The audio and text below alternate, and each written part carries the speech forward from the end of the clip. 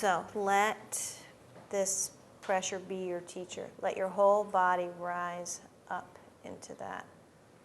And your ribs might be in a different position than you think.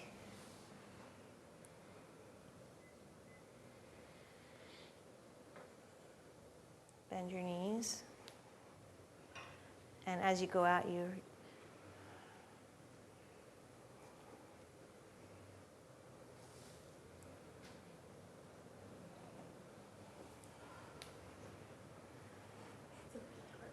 it's a really hard exercise.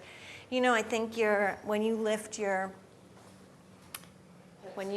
hips up,